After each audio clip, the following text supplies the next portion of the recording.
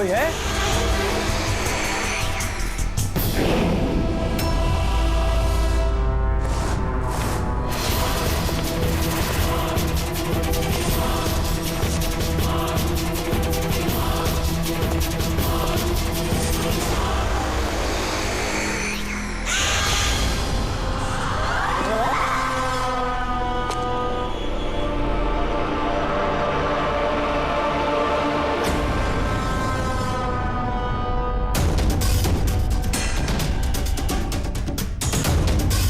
कौन है वहां?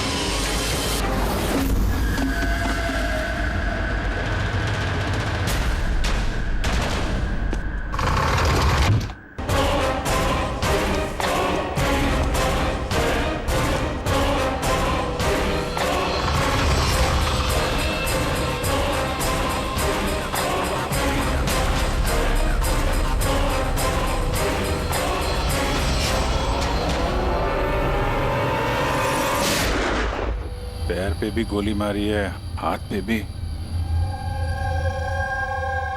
ये बॉडी सबसे पहले किसने देखी थी? सर मैंने देखी थी। आज सुबह जब 9 बजे मैंने ऑफिस खोला तो देखा टोनी सर की लाश पड़ी है। तभी मैंने आपको फोन किया। आप? सर मैं रीटा, टोनी सर की सेक्रेटरी। ये टोनी इस कंपनी के अकेले मालिक थे या कोई और भी पार्टनर था? नहीं सर, अकेले ही मालिक थे टोनी सर। तो इनके बाद नेक्स्ट सीनियर ऑफिसर कौन है कंपनी का? Sir Rohit sir. रोहित? जी सर, मैं ही इस कंपनी का सीईओ हूँ। किस चीज़ की कंपनी है ये? सर हम टॉक्स और सिक्योरिटीज में डील करते हैं। सर इनकी बेल्ट और जूते देखिए सर। इतने बड़ी कंपनी के सीईओ ये पहन के आएंगे ऑफिस? तो रोहित जी, क्या चल रहा है आजकल शेयर का भाव? सर वो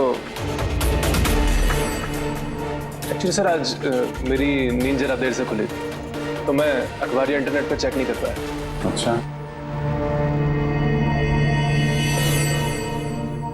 तो आपकी कंपनी का कौन सा अच्छा स्टॉक है जो बढ़िया परफॉर्म कर रहा हो? उसके बारे में कुछ बताइए। क्या नाम है उसका? सर वो याद नहीं आ रहा सर।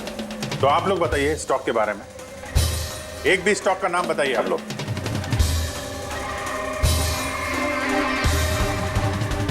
क्या हो क्या रहा है यहाँ पे? सर सच में तो हम में से कोई भी यहाँ पे काम नहीं करता है। काम नहीं करता? क्या मतलब क्या है? मतलब सर हम सब लोग एक्टर्स हैं। अरे मगर ये तो फाइनेंस कंपनी है, इसका फिल्मों से क्या लेना देना? सर फाइनेंस कंपनी तो सिर्फ नाम की है, यहाँ पर सर कोई काम नहीं करता। हम एक्टर को सिर्फ इसलिए रखा है ताकि हम यहाँ काम करने की एक्टिंग कर सके। एक्चुअली सर टोनी सर से मिलने दिन में बहुत सारे क्लाइंट्स आते थे। हमारा काम बस इतना होता था कि उन्हें दिखाना कि ऑफिस में बहुत काम हो रहा है। ये टोनी क्या काम करता था? किस चीज़ की मीटिंग होती थी यहाँ पे? सर उनकी जो भी मीटिंग्स होती थी वो उनके केबिन के अंदर होती थी। अब वो क्लाइंट्स के साथ क्या बातें करते थे वो हम में से किसी को नहीं पता सर। और कब से चल रहा है ये सब? सर पिछले 2 हफ्ते से। कमाल है, एक नकली कंपनी जहाँ पे नकली काम होता था उसके मालिक का खून हो जाता है। समझना पड़ेगा एग्जैक्टली यहाँ पे हुआ क्या था। तो यहाँ पे टोनी को पहली गोली लगी है। अगर उसे गोली यहाँ लगी है तो वहां उसे भाग जाना चाहिए था। वो तो एग्जिट है, वो वापस ऑफिस के अंदर क्यों गया?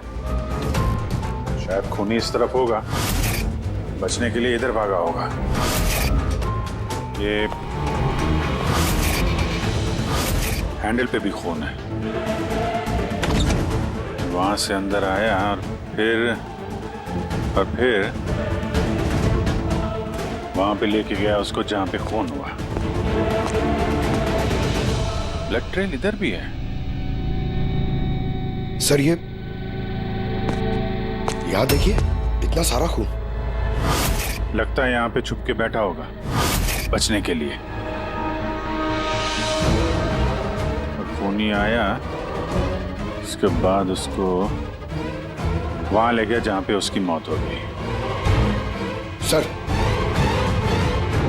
सर वो पानी का बॉटल, सर पानी लग रहा है सर। है तो पानी, बॉटल में खून। बॉटल हाथ में थी या उससे मारा?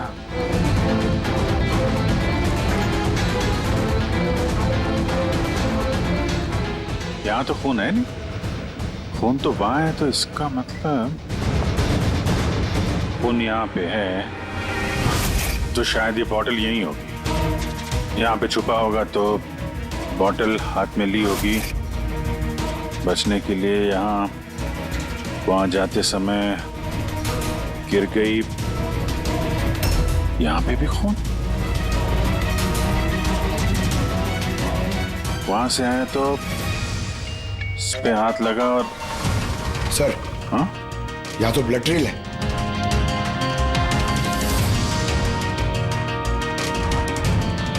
यहाँ पे क्या कर रहा था?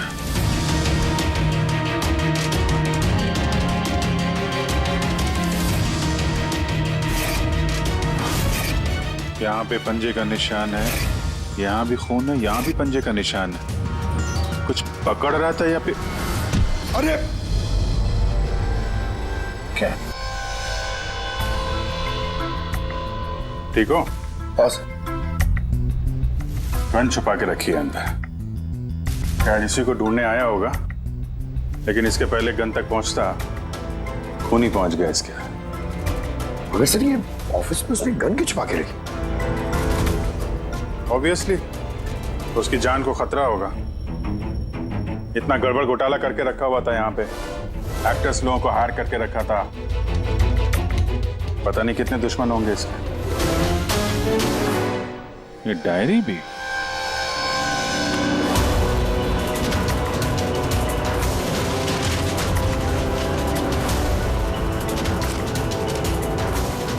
कुछ कोड जैसे लग रहा है ना सर। कोड वर्ड में लिखा है और डायरी को छुपा के रखा था। जरूर इसका टोनी के मौत के साथ कोई ना कोई कनेक्शन है। ये इसका बॉडी स्कैन चेक किया तुमने? वैसे स्कैन देखा मैंने, बाकी सब कुछ ठीक है। सिर्फ इसके एब्डोमेन में मुझे कुछ अजीब सी गोल गोल सी चीजें नजर आ रही है। समझ में नहीं आ रहा क्या है। चलो देखें क्या। ये देखिए सर, ये जो गोल गोल सी चीज है ना तारिका, ये मेटेलिक चीज है, कोई something metallic. Metallic like coin जैसी। एब्सोल्युटली। लेकिन ये इसके एब्डोमेन में आई कैसे? ये काम करते हैं, इसके पोस्टमार्टम से ही पता लगेगा आखिर ये चीज है क्या।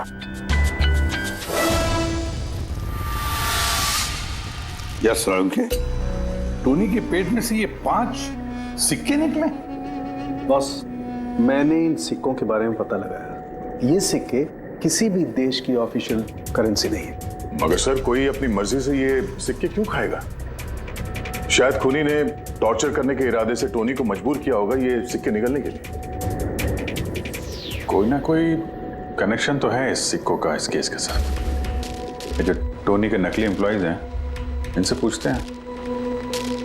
तो बताइए, आप में से किसने ये कॉइन्स देखे टोनी के पास? नहीं सर, किसी ने नहीं। जरा याद कीजिए, जोर डालिए अपने दिमाग पर, बताइए। टोनी का खून किसने किया? आप दोनों को? मैं दीनानाथ और ये शेखर, मैंने यहाँ फ़ोन किया था। ऑफिस जाकर पता चला कि टोनी का खून हो गया। आप लोग कैसे जानते हैं टोनी को? मैं उससे सेट कॉइन्स खरीदता था। Set coins? जी। ये है क्या एग्जैक्टली? सेटकॉइन एक ऑनलाइन करेंसी है। इसका व्यापार ऑनलाइन यानी इंटरनेट पे होता है। जैसे गोल्ड में और शेयर मार्केट में लोग इन्वेस्ट करते हैं, वैसे इसमें भी करते हैं। बस अंतर यह है कि ये फिजिकल फॉर्म में नहीं होता, गोल्ड कॉइन की तरह, है ना? नहीं सर, होता है ना, जैसे गोल्ड कॉइन होता है ना, वैसे ये कॉइन भी बाजार में मिलता है। टोनी उन चुनिंदा लोगों में से था जो इनका व्यापार करता था। एक मिनट दीनानाथ जी, क्या ऐसी कॉइन्स आपने खरीदी थी टोनी से? हाँ सर, मैंने ऐसे ही 10 कॉइन्स खरीदे थे और एक कॉइन की कीमत 3 लाख रुपए थी। ये देखिए। माय गॉड, ये तो ठीक वैसे ही है सर। सर, आप लोगों को तो अंदाजा भी नहीं होगा कि ये कॉइन्स खरीद के कितने लोग करोड़पति बन चुके हैं। इनकी कीमत भी दुगनी हो चुकी है। मैं तो और भी खरीदना चाहता था, शेखर को बुलाया था ताकि ये भी इन्वेस्ट करे। दीनानाथ जी, आपके साथ धोखा हुआ है। जी हाँ, ये जो सेट कॉइन्स है ना, ये इंटरनेट करेंसी, ये सोने के सिक्कों की तरह बाजार में नहीं मिलती। आपके साथ झूठ बोला टोनी ने। मेरे सारे पैसे डूब गए, इन कॉइन्स की कोई कीमत नहीं रही। दीनानाथ जी, इस टोनी की जैसे 420 दुनिया में बहुत है जो खुद के फायदे के लिए आप जैसे लोगों को फंसाते हैं। काश अपने पैसे इन्वेस्ट करने से पहले आपने थोड़ी जांच पड़ताल की होती। अच्छा हुआ मैंने पैसे इन्वेस्ट किए, वरना मैं भी लूट जाता। मेरी बेटी की शादी कैसे होगी? मैंने अपनी सारी जमा पूंजी इसमें लगा दी, अपने प्रोविडेंट फंड्स के पैसे भी। सर, लगता है टोनी ने जानबूझ के थोड़े ज्यादा उम्र वालों को ही अपना निशाना बनाया है। उन्हें टेक्नोलॉजी और इंटरनेट के बारे में ज्यादा जानकारी होती नहीं है। हाँ सर। सर, कहीं ऐसा तो नहीं कि जिन जिन लोगों को टोनी ने धोखा दिया है उनमें से किसी ने टोनी का खून कर दिया? हो सकता है दया, बिल्कुल हो सकता है। टोनी के इस खूनी तक पहुंचने के लिए हमें पहले ये पता लगाना चाहिए कि टोनी ने कितने सारे लोगों को ये सेट कॉइन्स को लेकर फंसाया है। और फिर ये भी जानना बहुत जरूरी है कि टोनी के पेट में ये सेट कॉइन्स गए कैसे। सर, मैंने इस टोनी का पूरा इतिहास चेक किया। उसके पास कई नकली आईडी कार्ड्स थे, उस पर अलग अलग एड्रेसेस, अलग अलग फोन नंबर्स। सर, हमें तो ये भी नहीं पता है कि टोनी उसका असली नाम है भी या नहीं। और फिलहाल तो हमें यह भी नहीं पता सर कि ये सारे जुर्म उसने अकेले किए हैं या कोई पार्टनर भी है उसका। यानी जो कोड क्रैक हो जाए ना, वो कोड जो टोनी के ऑफिस वाले डायरी में मिला था, बहुत सारे सवालों का जवाब मिल जाएगा। सर, एक कोड क्रैक करने वाले एक्सपर्ट को हमने कांटेक्ट किया है, शायद बहुत जल्दी इसका हल निकाल लेगी वो। और ये जो टोनी का सारा ऑफिस स्टाफ आया था, ये जो एक्टर्स उसके ऑफिस में काम करते थे, उनको कैसे पता चला इस टोनी के बारे में? सर, एक अशोक नाम का कास्टिंग डायरेक्टर है, उसी ने ये सारे एक्टर्स भेजे थे टोनी के ऑफिस में। बस तो मिल लो इस अशोक से, मिल लो। सर, कॉमेडी, रोमांस, हर इमोशन एकदम कूट कूट कर भरा है उसमें। क्या नहीं चलेगा? अच्छा ठीक है सर, मुझे थोड़ा टाइम दीजिए, मैं भी भेजता हूँ। ठीक है सर, ठीक है। अरे अशोक जी, मेरी फोटो भेज दीजिए ना। एक्शन, कॉमेडी, रोमांस, सब में नंबर 1 हूं मैं। देखो भाई, तुम हीरो तो बन नहीं सकते, एक कॉमेडियन का रोल है, करोगे? कॉमेडी? और हाँ, तुम्हारे चेहरे में मुझे एक कशिश दिखती है। एक आर्ट फिल्म के लिए मेरी बात चल रही है, तुम एक काम करो, एक ऑडिशन दे दो उसके लिए। अच्छा, क्या रोल क्या है? रोल एक पुलिस वाले का है। अरे ये तो मेरे बाएं हाथ का खेल है। पुलिस वाले का रोल करने का तो बड़ा एक्सपीरियंस है मुझे। एक्सपीरियंस है पुलिस वाले के रोल का? अरे रोज ही पुलिस वाले का रोल करते हैं। आप ये देखिए, ये सीआईडी असली है क्या? असली है, और जिस जेल में तुझे लेके जाएंगे ना, वो भी असली है। जेल? अब बजी दिमाग की घंटी। नहीं, कौन है ये? कौन है ये? इसको एक्टर सप्लाई किए थे ना तूने ऑफिस में काम करने की, एक्टिंग करने के लिए, भूल गया तू? सर आपको जरूर कोई गलतफहमी हुई है। देख, सीआईडी के सामने एक्टिंग करेगा ना तो बहुत भारी पड़ेगा तुझे। यही 11 एक्टर भेजे थे ना तुमने टोनी के पास? हाँ याद आया, भेजा था मैंने, लेकिन सर काम करने की, एक्टिंग के लिए नहीं भेजे थे, बल्कि टोनी ने मुझसे ये कहा था कि वो एक शॉर्ट फिल्म बना रहा है और उसको कुछ स्ट्रगलिंग एक्टर चाहिए। जो एक्टर तूने भेजे थे ना उसका इस्तेमाल करके उसने बहुत बड़े घपले किए हैं। सर ये बात मुझे कैसे पता चलेगी? सर पूरे 12 में से किसी भी एक्टर ने मुझे ये बात नहीं बताई सर। 12? सर उसकी ऑफिस में तो 11 लोग थे, ये 12वां कहां से आ गया? अच्छा, वो जो एक्टर भेजे थे उनकी लिस्ट दिखाना जरा। जी सर।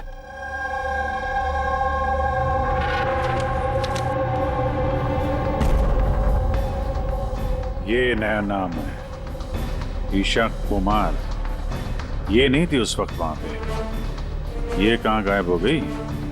सर इस केस में सवाल ज्यादा है, जवाब कम है, और वो कोड भी क्रैक नहीं हुआ अभी तक। सर रीना जी, आपने हमें यहाँ टोनी के घर पे क्यों बुलाया? और वो उन कोड्स का हल निकाल पाई या नहीं? काफी टेढ़ा कोड है सर, बिना साइफर के हल निकाल पाना नामुमकिन है। साइफर? ये साइफर क्या होता है? साइफर कोई ऐसी किताब या डायरी होती है जिनके अंदर इन खुफिया कोड्स का राज छुपा होता है। फ्रेडी, जैसे अंडरवर्ल्ड की दुनिया में ये चीजों के नाम को कोड्स में इस्तेमाल करते हैं, जैसे गन है उसे घोड़ा कहते हैं, और कौवा मतलब मोबाइल। तो ये सारे कोड्स एक साइफर में होते हैं। अगर ये साइफर मिल जाए तो सारे सवालों के जवाब मिल जाएंगे।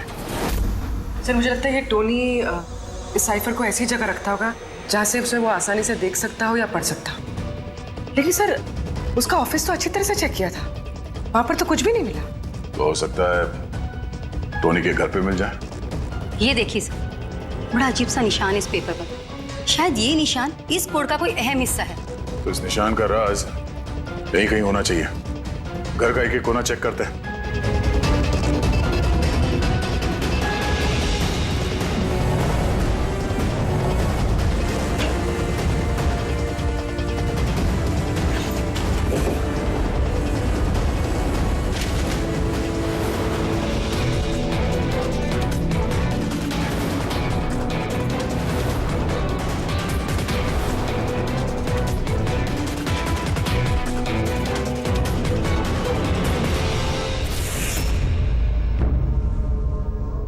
रीना जी, ये देखिए,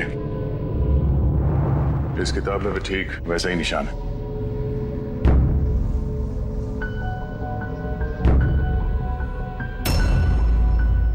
सर यही तो साइफर है। ये देखिए, इस पेज पर सिर्फ 7 सेंटेंसेस हैं और इसके हर सेंटेंस के फर्स्ट वर्ड को हम हाईलाइट करके देखते हैं।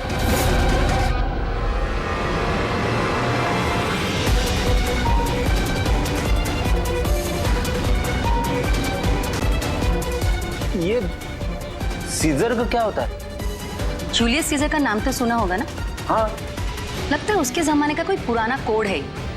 तो यहाँ ये सीजर के आगे जी भी तो है। यही तो मालूम करना है कि कौन से सीजर साइफर का इस्तेमाल हुआ है। मान लो ए अगर जी है और बी अगर एच है तो A to Z कुछ इस तरह दिखेगा। ये देखिए,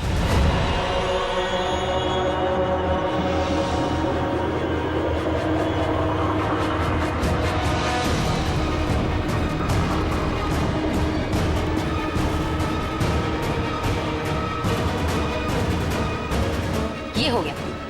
अब हम इसे फॉलो करके देखते हैं कि हमारा कोड का मतलब क्या है। और हमारा पहला कोड है SUNGTQASGX-10।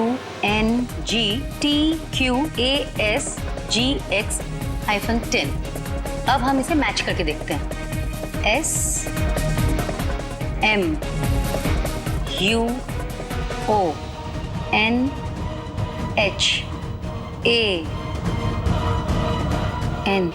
मोहन?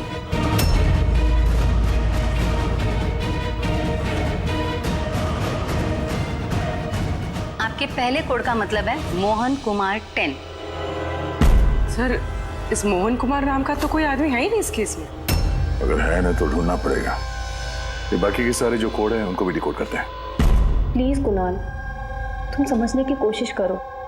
मैं पंकज से बहुत प्यार करती हूँ। प्लीज तुम मेरे और पंकज के बीच कभी मत आना। सच? तुम मुझसे इतना प्यार करती हो? Cut cut cut. कौन हो आप लोग? बीच में आगे पूरा शॉट खराब कर दिया। एक मिनट, आप लोग शॉट बाद में लीजिएगा। हमें ईशा जी से कुछ बात करनी है। CID मुझसे? प्लीज चलिए आप लोग प्लीज। ये फोटोग्राफ देखिए।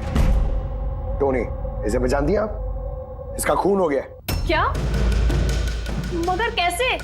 ज्यादा ओवर एक्टिंग करने की जरूरत नहीं है, कैमरा ऑफ है। तुम बताओ कैसे खून हुआ इसका? मैं कैसे बता सकती हूँ आपको इसका खून कैसे हुआ?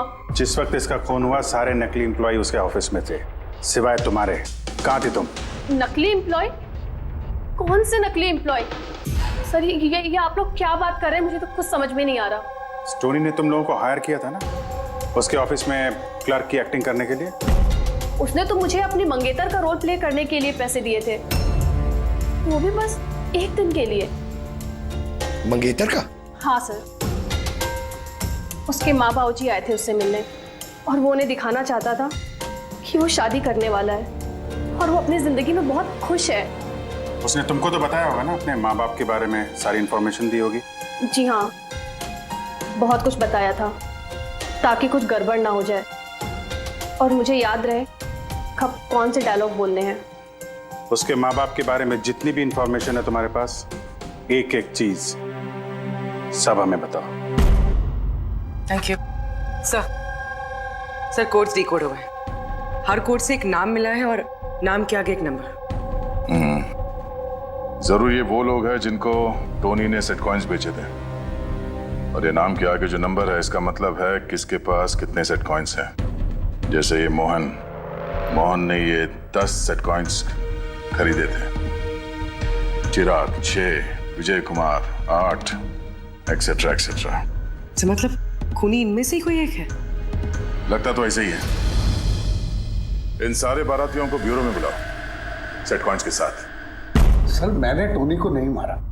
आपने मुझे बताया तब तो मुझे पता चला कि टोनी का मर्डर हो गया। कल रात तुम कहाँ थे? कल रात मेरे सर में दर्द था तो मैं कल रात 10 बजे ही सो गया था सर। अच्छा, और कौन है आपके घर में? मेरे घर में बस मैं हूँ सर, और मेरा एक बेटा है जो विदेश में नौकरी करता है।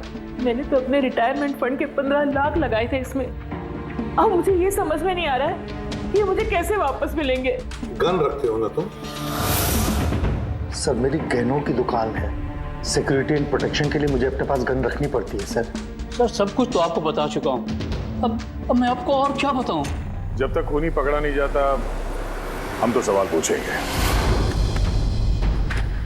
इस डायरी में उन लोगों के नाम लिखे हुए हैं जिन्होंने उससे वो कॉइन्स खरीदी थी, सेट कॉइन।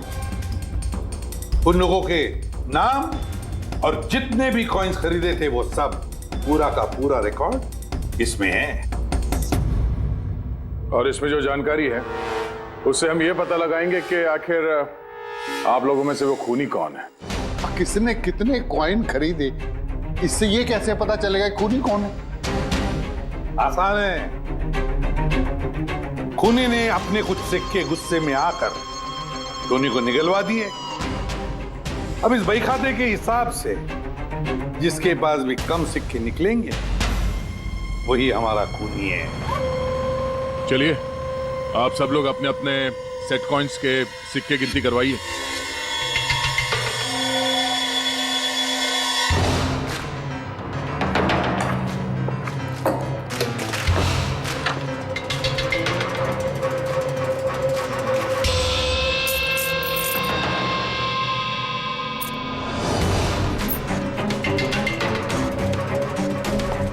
सर, सारे के सारे कॉइन्स हैं, एक भी कम नहीं। कोई भी कम नहीं? ये कैसे हो सकता है? अब तो यकीन हो गया ना आप लोग को कि हम निर्दोष हैं। अब ये क्या कहानी है सर? अगर ये सारे निर्दोष है तो फिर गुनहगार कौन है? ये तो अब टोनी के माता पिता ही बताएंगे। नहीं, ये नहीं हो सकता। हमारा बेटा नहीं मर सकता सर। आपको जरूर कोई गलतफहमी हुई है। हमारा बेटा तो अपने ईमान का इतना पक्का था कि वो किसी का 1 रुपया भी ना ले, और आप कह रहे उसने लोगों को ठगा है। मैं जानता हूं ये किसी भी माँ बाप के लिए सुनना आसान नहीं है, पर क्या टोनी की किसी के साथ कोई दुश्मनी थी? हाल फिलहाल में कोई लड़ाई झगड़ा हुआ हो? कैसा झगड़ा सर? वो तो इतना बिजी रहता था कि उसे हमसे मिलने का भी समय नहीं होता था। 3-3, 4-4 महीने बाद घर आता था वो। मिलने नहीं आता था? मतलब कि उसने कई जगह पर अपने ऑफिस खोल रखी थी। कहाँ पे ऑफिस था इसका? दिल्ली, पुणे। जिस शहर में ये टोनी रहा है, कुछ ना कुछ घपला तो जरूर किया होगा उसने। कुंडली निकालो इसके पिछली जिंदगी की। सर, हाँ सर, दिल्ली और पुणे के police officers video conference call पे। गुड।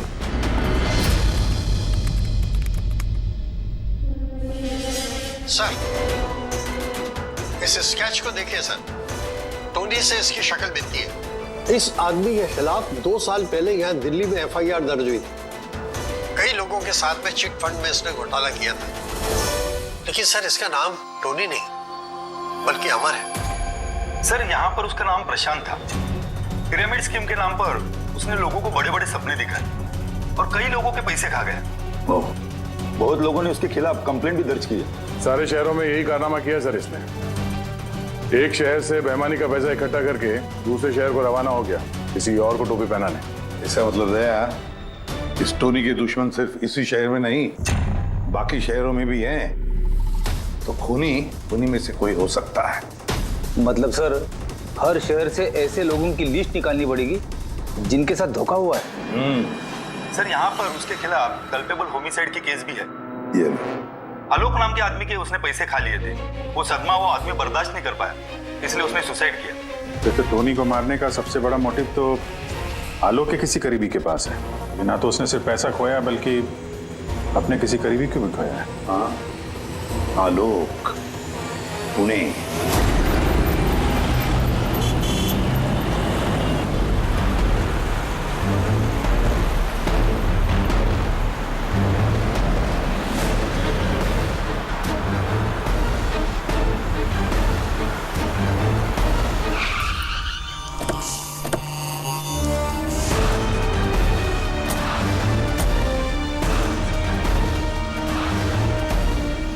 लगता है आलोक की बीवी सरिता घर पे नहीं है सर। हाँ गया, आज सुबह से नहीं है। आज का पेपर और दूध। पंकज सर, जाके जरा पड़ोसियों से पूछताछ करो। Excuse me. जी, मैं ऑफिसर पंकज हूँ, CID मुंबई से। हेलो सर, मैं पूनम। हेलो, ये सरिता यहाँ रहती हैं? ये हाँ, कहीं गई हुई है बाहर, आपको पता है? वो तो नहीं पता। क्यों, कोई प्रॉब्लम हो गई है? इनके घर की कोई एक्स्ट्रा चाबी होगी आपके पास? सर, हाँ, ये पूनम जी हैं, सरिता की नेबर।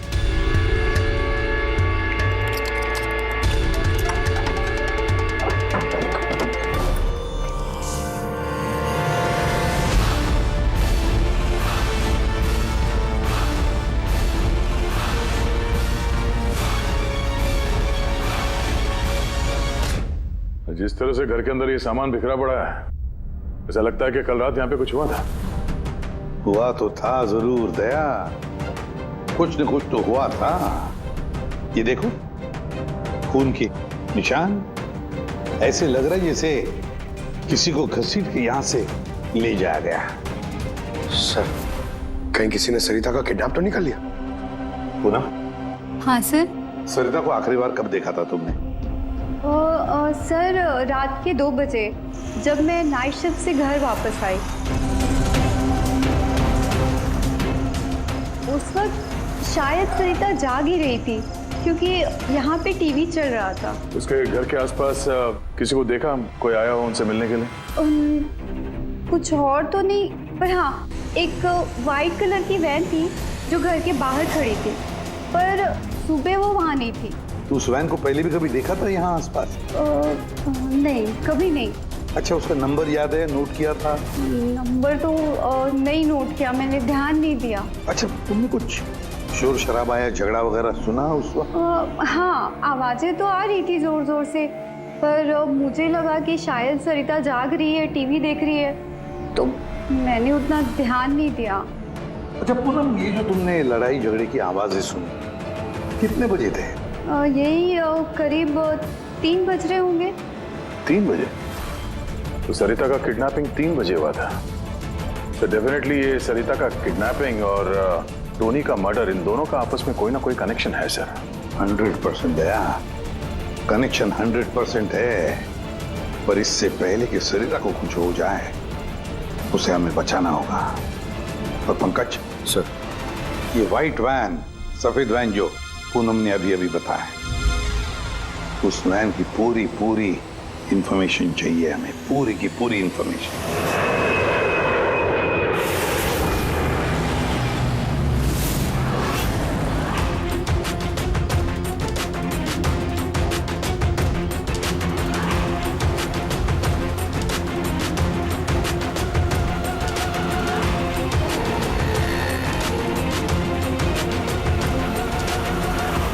सर, यही रास्ते से वो व्हाइट वैन क्रॉस हुई थी। ये रास्ता तो आगे हाईवे नंबर 15 से जाके मिलता है। कहीं ऐसा तो नहीं कि किडनैपर्स इस सरिता को शहर से बाहर ले गए हो? सर नहीं सर, क्योंकि वो आगे जो टोल नाका है उसमें गाड़ी क्रॉस नहीं हुई है। तो फिर जरूर किडनैपर ने सरिता को टोल नाका और सिग्नल के बीच में कहीं छुपा के रखा है। तो सर, इस सिग्नल और टोल के बीच में कोई तो रास्ता होगा जो अंदर जाता है, और शायद किडनैपर्स का अड्डा वहीं कहीं आसपास होगा। हाँ, चलो देखते हैं कोई रास्ता है क्या।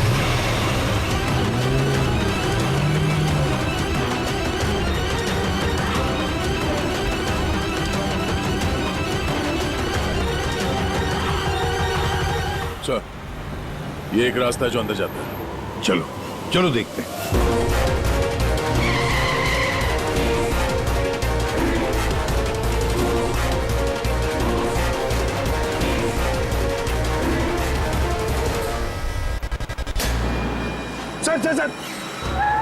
सर वो पीछे।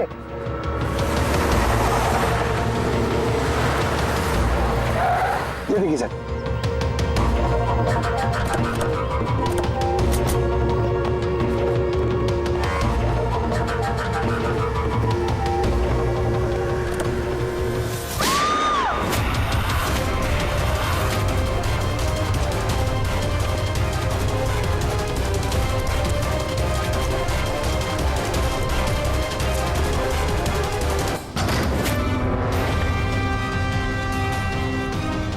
My God. सरिता? सर अंदर कोई नहीं है। तुम ठीक हो? सर लगता है खूनी गाड़ी लेके बाहर है। मैं देखता हूँ सर।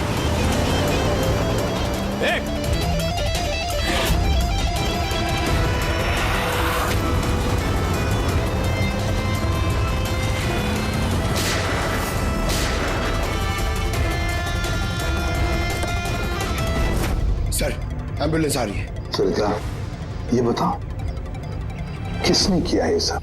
उसने मेरी आंखों में पट्टी बांध रखी थी, इसलिए उसका चेहरा भी नहीं देख पाई मैं। नहीं सर, निकल गया। गाड़ी का टायर पंचर करके गया वो। सरिता बताओ, क्यों किया होगा ये सब उसने? सर उसको मेरे पति आलोक का फाइनेंशियल रिकॉर्ड चाहिए था, पता नहीं क्यों। पर तुम्हारे पति आलोक अब इस दुनिया में नहीं रहे ना? हाँ सर, उन्होंने आत्महत्या कर ली थी क्योंकि किसी फ्रॉड ने उन्हें धोखे से लाखों रुपए लूट लिए। पर वो पैसे भी उनके नहीं थे सर, उन्होंने किसी से कर्जा लिया था, पर कर्जा ना चुकाने की वजह से उन्होंने सुसाइड कर ली सर। अब ये क्या चक्कर है सर? ये किडनैपर को आलोक के फाइनेंशियल रिकॉर्ड्स में इतनी दिलचस्पी क्यों होने लगी? पंकज, इस किडनैपर को दिलचस्पी इसलिए कि मुझे तो लगता है कि ये किडनैपर, ये खूनी भी वही है जिसने आलोक को पैसे दिए थे। अब जैसे उसे पता चला कि आलोक इस दुनिया में नहीं रहा तो प्रॉब्लम आया, पैसे वसूल किससे करे। उसे पता चला कि आलोक का सारा पैसा टोनी के पास है, तो उसने टोनी को खत्म कर दिया और फिर खुद पर इल्जाम ना आए सारे सबूत मिटाने के लिए उसने सरिता को फोन किया और उसे पूछा कि आलोक का सारा फाइनेंशियल रिकॉर्ड कहां पर है। कौन हो सकता है ये? सरिता सर, एक काम कर सकती हो? हाँ सर। आलोक की फाइनेंशियल रिकॉर्ड्स हमें दे सकती हो?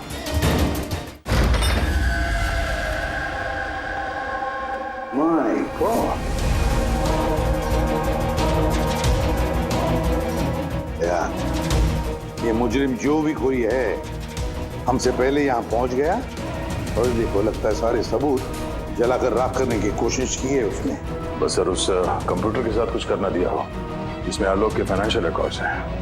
तो फिर देखो जरा कोई कंप्यूटर या लैपटॉप वगैरह मिलता है क्या? सर हाँ, लैपटॉप मिल गया। वंडरफुल। सर आलोक फाइनेंशियल फाइल्स। गुड। अब इसकी फाइल ओपन करने की कोशिश करो, जरूर उसमें उसके कर्जदारों की लिस्ट मिलेगी हमें। खुल गया सर। इससे तो कई सारे लोगों से कर्जा लिया है सर, और सबसे ज्यादा कर्जा दिया है इस शेखर ने। शेखर? कहीं वही शेखर तो नहीं जो दीनानाथ के साथ हमसे मिलने आया था? मैं दीनानाथ, ये शेखर। हाँ सर वही है। तो विद्या, इस शेखर का पिंजरे में जाने का वक्त आ गया। वो सफेद वैन तो मिल गई सर, पर शेखर का अभी तक कुछ पता नहीं चल पाया। सर शेखर भले ही खून करके भाग गया हो लेकिन ज्यादा दूर नहीं जा पाएगा। फिर भी कुछ ना कुछ तो गड़बड़ जरूर है इस केस में, पता नहीं क्यों लेकिन सही नहीं लग रहा है मुझे। क्या हुआ सर, आपको कुछ और लग रहा है क्या? अब जिस तरह सोचो, ये सरिता का किडनैप होना, उसके बाद में हमें बड़े आसानी से वो सफेद वैन मिलना लावारिस पड़ी हुई, उसके बाद में आलोक की फाइनेंशियल रिकॉर्ड जिसमें शेखर का भी नाम है वो भी बड़े आसानी से मिले हमें। हाँ सर, फाइनेंशियल रिकॉर्ड लैपटॉप के डेस्कटॉप पे था। यही तो मैं कह रहा हूँ दया, गड़बड़ है। हालांकि ये ऐसे फाइनेंशियल रिकॉर्ड्स अलग से फोल्डर में होने चाहिए, पासवर्ड प्रोटेक्टेड होने चाहिए ना। सर लेकिन अगर हमें वो सुराग मिल रहे हैं तो ये तो अच्छी बात है ना। नहीं पंकज, हमें सुराग मिल नहीं रहे हैं, सुराग हमें दिए जा रहे हैं एक के बाद एक, एक के बाद एक। इसीलिए तो मैं कह रहा हूँ ना, गड़बड़ है, कुछ ना कुछ तो गड़बड़ जरूर है। हमें गुमराह करने की कोशिश हो रही है। टोनी के बारे में आपको जो कुछ भी याद है जरा डिटेल में बताइए। बात करने में, लोगों को बड़े से बड़े सपने दिखाने में बहुत अच्छा था ये टोनी। ऐसे किसी से घुल मिल जाता था केवल 2 मिनट में कि जैसे आपको लगे कि दुनिया में उससे अच्छा आपका कोई दोस्त है ही नहीं। और हाँ सर, आलीशान पार्टीज वगैरह रखी थी उसने अपने इन्वेस्टर्स के लिए। उन पार्टीज की तस्वीरें हैं आपके पास? सर हाँ सर, पूर्वी ने ये फोटो भेजी है, सस्पेक्ट के घर से मिली है। अच्छा, तो ये है वो इस पूरे खेल के पीछे। मतलब शेखर भी इसी के कब्जे में होगा सर? इसका फोन ट्रैक करो, शेखर की जान को खतरा है, शेखर को बचाना होगा।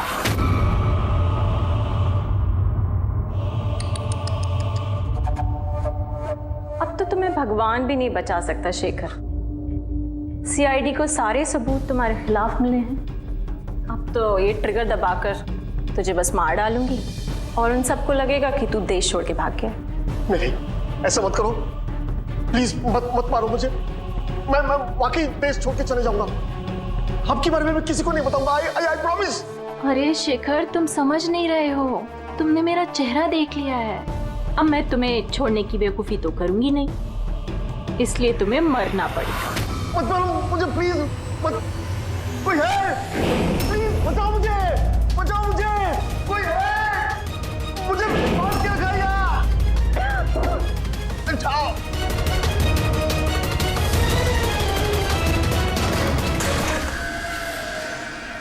उठ उठ।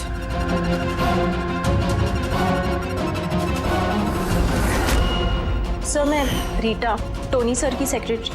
तुम्हारा चेहरा तो हमने भी देख लिया था मिस रीटा। मैंने तो कोई सबूत, कोई गवाह कुछ नहीं छोड़ा था। तो आपको कैसे पता चला?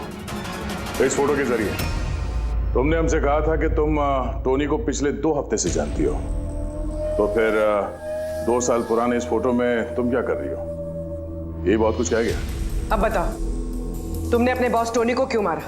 टोनी मेरा बॉस नहीं था, मैं टोनी की बॉस थी। लेकिन तुम तो उसकी सेक्रेटरी बन के घूम रही थी, वो क्या था? वो सिर्फ और सिर्फ एक नाटक था, दुनिया को दिखाने के लिए। असल में सारा दिमाग मेरा था इसमें। टोनी को तो मैंने सिर्फ आगे रखा था ताकि कभी कानून हम तक पहुंचे